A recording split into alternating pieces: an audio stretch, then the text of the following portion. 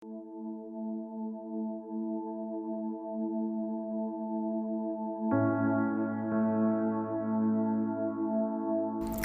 saudara, kembali lagi bersama dengan saya dalam Pastor Message. Dan saya percaya saudara, setiap kita berada di dalam naungan dan perlindungan Tuhan. Saudara, hari-hari ini kita lihat banyak sekali di antara kita yang merasakan ketakutan, kekhawatiran, kecemasan saudara. Termasuk saya pun mengalami hal itu. Karena kita melihat realita kehidupan kita saudara. Apa yang di depan mata kita saat ini saudara. Pandemi ini belum berakhir.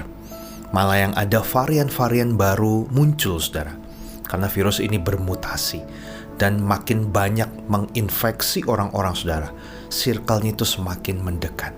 Atau mungkin saat ini pun saudara, saat mendengarkan Pastor Message ini, ada di antara saudara yang sedang dalam pemulihan. Tentunya hal ini membuat kita takut, membuat kita khawatir. Karena kita takut terinfeksi. Atau bagi yang sudah terinfeksi, mungkin kita takut, apakah saya bisa survive? Ataukah jangan sampai ada efek-efek buruk lainnya yang akan terjadi di tubuh saya? Dan lain sebagainya. Dan tentunya juga bagi yang bekerja, bagi yang memiliki usaha saudara, kita juga memiliki kekhawatiran tertentu untuk usaha kita, untuk pekerjaan kita. Karena kita pun butuh hidup saudara. Tetapi dengan adanya pembatasan di sana-sini, kendala yang ada, maka saudara, pekerjaan kita akan menjadi kurang lancar saudara. Dan tentunya ini juga akan mempengaruhi keuangan daripada setiap kita. Dan saya sangat mengerti hal itu saudara, akan membuat kehidupan kita menjadi khawatir. Bagaimana tentang masa depan saya ke depan.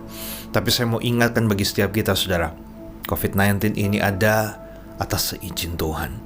Dan saya percaya Tuhan adalah pemilik hidup kita, maka Tuhan yang akan bertanggung jawab atas apapun yang kita butuhkan selama kita hidup saudara. Saudara, di dalam Mazmur 42 ayat 12 berkata demikian. Mengapa engkau tertekan hai jiwaku, dan mengapa engkau gelisah di dalam diriku? Berharaplah kepada Allah, sebab aku bersyukur lagi kepadanya, penolongku dan Allahku. Ini adalah Mazmur yang dituliskan oleh Raja Daud, saudara. Pada waktu itu, dia sedang mengalami tekanan yang luar biasa. Dia sedang mengalami ketakutan yang luar biasa, kekhawatiran yang luar biasa yang ia alami, saudara. Walaupun ia seorang raja, ia punya power, saudara. Ia punya kuasa, ia punya kehormatan, ia punya harta kekayaan, ia punya pasukan, saudara. Tetapi Tuhan izinkan terjadi berbagai macam hal terjadi dalam hidupnya saudara, hal-hal yang kurang baik atau bisa dikatakan juga hal-hal buruk untuk satu tujuan saudara. Dan Raja Daud mengalami yang namanya kekhawatiran, gelisah. Tetapi hal yang luar biasa di dalam ayat ini saudara, dia tidak hanya sekedar khawatir atau gelisah saja, nggak berhenti sampai di situ. Dia berkata kepada jiwanya bahwa berharaplah kepada Allah, sebab aku bersyukur lagi kepadanya, penolongku dan Allahku. Nah saudara, bagaimana caranya dalam situasi kondisi kita saat ini? Mungkin ada yang sedang mengalami kebingungan, bingung mau ngapa-ngapain gitu ya. Mau berdoa, mau membaca firman Tuhan, mau beraktivitas, mungkin hatinya itu benar-benar seperti tidak komplit, tidak full. Ini gimana caranya? Nah saudara, hal yang pertama yang harus kita lakukan adalah kita harus tetap tenang. Di dalam 1 Petrus 4 ayat 7 dikatakan demikian. Ini menggambarkan hari-hari terakhir daripada kehidupan orang percaya saudara. Kesudahan segala sesuatu sudah dekat. Karena itu, kuasailah dirimu dikatakan, dan jadilah tenang, supaya kamu dapat berdoa. Saudara, kunci yang pertama yang harus kita miliki sebagai anak-anak Tuhan, kita harus bisa menguasai diri kita. Jadi saudara, sebenarnya ketenangan ini memang datangnya dari Tuhan, tetapi ada ikut andil dari kita juga. Pada waktu kita menghadapi kenyataan kehidupan yang tidak sesuai dengan keinginan kita, hanya ada dua respon yang bisa kita pilih saudara. Yang pertama, kita panik, kita takut, kita bingung, akhirnya kita menggunakan kekuatan kita sendiri untuk kita bisa menyelesaikan masalah-masalah yang ada, untuk bisa bertahan hidup, saudara. Atau yang kedua, pilihan yang kedua, kita tetap tenang dulu, kita berdiam diri dulu. Dan hal pertama yang harus dilakukan adalah berdoa kepada Tuhan. Ada banyak daripada anak-anak Tuhan pada waktu diperhadapkan oleh masalah, saudara, hal yang pertama itu bukan tenang dulu, bukan berdoa dulu, tetapi ia mencari jalan keluar dengan kekuatan pikirannya. Bercerita kepada gembala mungkin, kepada kakak rohani, kepada keluarga, kepada teman-teman sahabat dengan tujuan supaya bisa mendapatkan jalan keluar, supaya bisa mendapatkan masukan untuk memberikan solusi, saudara. Tapi saat ini mari saudara kita belajar sama-sama. Saat apapun hal dalam kehidupan ini terjadi, Tuhan izinkan terjadi, hal yang paling pertama, kita harus berdoa. Kita harus ketemu dulu sama sang pemilik hidup kita, yaitu Tuhan Yesus, saudara. Jadi jangan cerita dulu ke siapa-siapa. Datang dulu kepada Tuhan. Tetap tenang dulu, saudara, supaya kita bisa berdoa sesuai dengan firman ini katakan. Dari situ, saudara, kalau kita sudah lakukan hal itu, saya percaya kita mendapatkan ketenangan yang sejati di dalam Tuhan, barulah kita bisa cerita kepada orang lain. Dan kadangkala Tuhan juga bisa bicara lewat orang lain, karena Tuhan tidak hanya berbicara secara audible, saudara, tapi juga bisa memakai setiap orang yang ada di sekeliling kita untuk bisa menguatkan kita. Bahkan firman-Nya itu ya dan amin.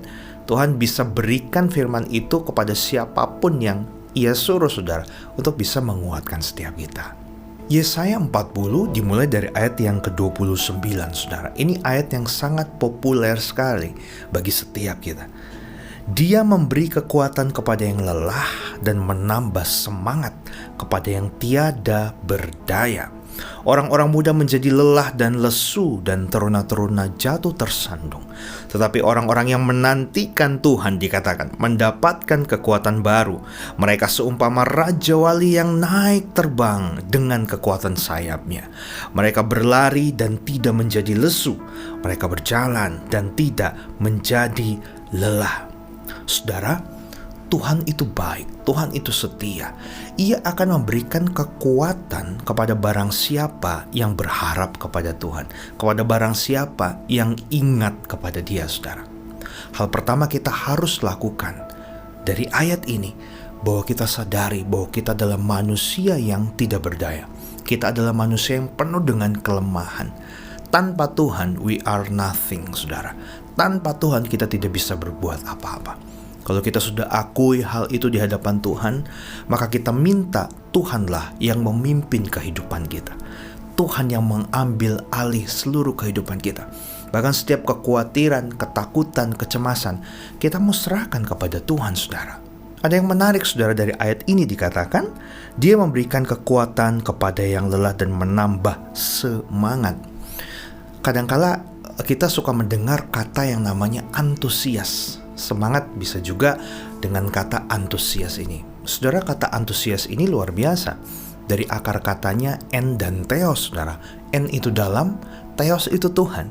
Ternyata kata antusias itu adalah pada waktu kita berada di dalam Tuhan, maka akan ada satu semangat yang baru, satu sukacita yang baru, satu kekuatan yang baru. Maka disebut sebagai orang yang antusias.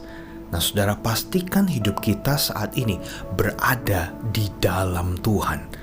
Lalu selanjutnya, saudara, dari ayat ini, Tuhan akan menolong bagi barang siapa yang mau membantu dirinya sendiri. Maksudnya apa? Harus do action, saudara. Iman dan perbuatan. Karena iman tanpa perbuatan adalah mati. Jadi kita boleh beriman kepada Tuhan, berdoa minta kepada Tuhan agar kita dikuatkan. Tetapi jangan lupa, kita juga harus melakukan sesuatu dalam hidup ini, yaitu memberikan yang terbaik, saudara, yang kita bisa, apapun itu yang ada di depan mata kita. Kalau kita adalah seorang kepala keluarga, jadilah kepala keluarga yang baik, berusaha untuk memberikan yang terbaik bagi keluargamu, saudara. Kalau kita adalah seorang leader, saudara, di dalam gereja mungkin atau dalam pekerjaan, saudara, Gak peduli apapun situasinya, kita berusaha untuk bisa lakukan yang terbaik lebih dahulu. Lakukan bagian kita dan Tuhan yang akan lakukan bagian Tuhan. Dan kita akan melihat saudara pertolongan, mujizat Tuhan itu nyata dalam kehidupan setiap kita. Lalu saudara, selanjutnya dikatakan dalam ayat ini, tetapi orang-orang yang menanti-nantikan Tuhan mendapat kekuatan baru. Haleluya. Saudara, orang yang menanti-nantikan Tuhan adalah orang yang selalu berharap kepada Tuhan. Jadi ingat Tuhan itu bukan hanya pada waktu saat berdoa atau pada waktu sedang mengikuti ibadah, saudara. Tetapi ingat Tuhan itu all the time, setiap waktu, setiap detik, saudara. Pada waktu kita bangun tidur, kita bekerja, kita ingat Tuhan. Pada waktu kita mau tidur juga, kita ingat Tuhan. Jadi maksudnya adalah kita tahu bahwa hidup kita ini bukannya kita lagi, tapi hidup kita sudah jadi milik Tuhan. Kita harus selalu ingat Tuhan. Kita harus selalu ingat firman-Nya, dan kita mau belajar untuk lakukan firman-Nya. Apa yang jadi kehendak Tuhan dalam hidup kita, kita harus lakukan, saudara. Dan dikatakan bahwa setiap orang yang menanti-nantikan Tuhan akan diberikan kekuatan yang baru, seperti seekor Raja Wali. Saudara, burung Raja Wali ini luar biasa. Dia akan terbang makin tinggi, saudara, pada waktu ada angin badai itu menerpa tubuhnya.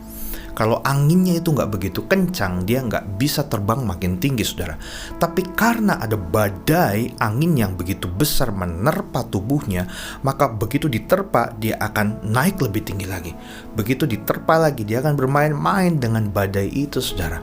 Nah, begitu pula dengan setiap kita. Seharusnya sebagai orang-orang Kristen yang percaya kepada Tuhan, saudara, pada waktu masalah itu datang dalam kehidupan kita, bukan malah membuat kita menjadi lemah, bahkan meninggalkan Tuhan dan kecewa dengan Tuhan, tetapi justru seharusnya iman kita jadi makin naik, sama seperti Raja Wali ini. Saya percaya firman Tuhan ini gak sembarangan, Bapak Ibu, karena selalu memperumpamakan tuh dengan segala sesuatu yang luar biasa. Dan saat ini diperumpamakan dengan seekor Raja Wali. Dan biarlah setiap badai hidup saat ini yang sedang menerpa setiap kita, membuat iman kita itu menjadi semakin naik, dan semakin naik. Ayat yang terakhir, saudara, Mazmur 55 ayat 23 berkata demikian, serahkanlah khawatirmu kepada Tuhan, maka Ia akan memelihara engkau.